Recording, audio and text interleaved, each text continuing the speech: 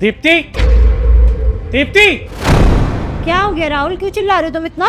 कहाँ गई थी तुम? वहाँ कहाँ गई थी मतलब? मार्केट गई थी और कहाँ जाऊंगी? अच्छा, तुम मार्केट गई थी या किसी से मिलने गई थी?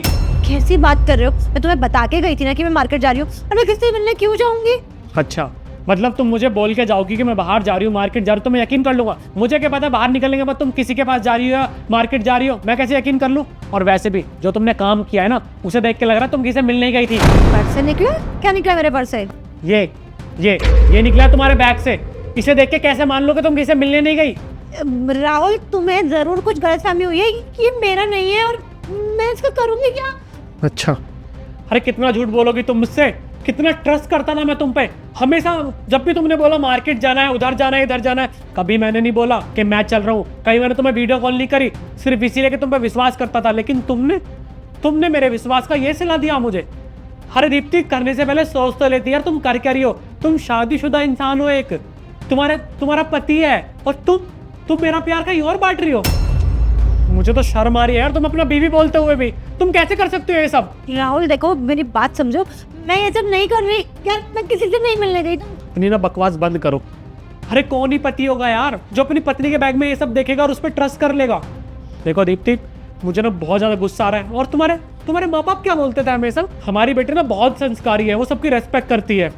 ये संस्कार है। हाँ देखो दीप्ति, ये सब देखने के बाद ना मैं तो क्या, इस दुनिया में कोई सा ऐसा पति नहीं होगा जो अपनी पत्नी को माफ कर देगा। और मैं तो तुम्हें आज ही डाइवोर्स देता हूँ। मैं नहीं रह सकता इस रिश्ते में। और अब तुम देखना, घर से ना तुम्हारे माँ बाप को बुलाऊंगा और अपने माँ बाप को बुलाऊंगा, उनके सामने ही बात होगी अब।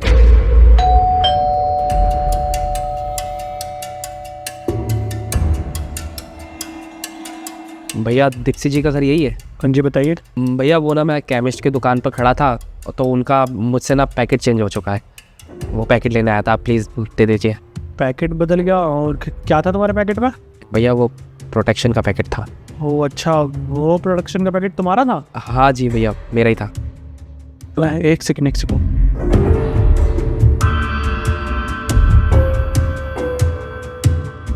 थैंक यू भैया। क्या हुआ, हो गई तसल्ली तुम्हें? अब तो हो गया होगा यकीन। अरे तुम्हें मेरी बातों पे ट्रस्ट नहीं रहा, और तुमने मुझे कितनी बातें सुना दी अभी। मतलब तुम्हें अपनी बीवी पे भरोसा नहीं है? एक बार मेरी सच्चाई जानने की कोशिश भी नहीं करी तुमने, बस बोले चले गए। और मेरी फैमिली के बारे में भी उल्टा सीधा बोल दिया। हाँ, जो मन में आया वो सब बक दिया तुमने आज। सच में वो तो यकीन ही नहीं हो रहा कि मैंने तुमसे शादी करी है। अरे तुमसे प्यार किया, मुझे क्या पता था तुम्हारी इतनी छोटी सोच रहेगी, जो अपनी बीवी पे ट्रस्ट करने की बजाय दूसरे बाहर वालों पे ट्रस्ट करेगा। अभी तो ये इंसिडेंट हुआ है छोटा सा, कल को कोई बाहर वाला आके बोलेगा तुमसे कि तुम्हारी बीवी का अफेयर चल रहा है मेरे साथ, तो तुम तो बिलीव कर लोगे, क्योंकि तुम तो अपनी बीवी पे भरोसा ही नहीं करते हो, है ना? देखो दीप्ति, मुझे सच में नहीं पता था कि यार तुम सिगरेट की डब्बी की जगह उसका वो पैकेट उठा लाई।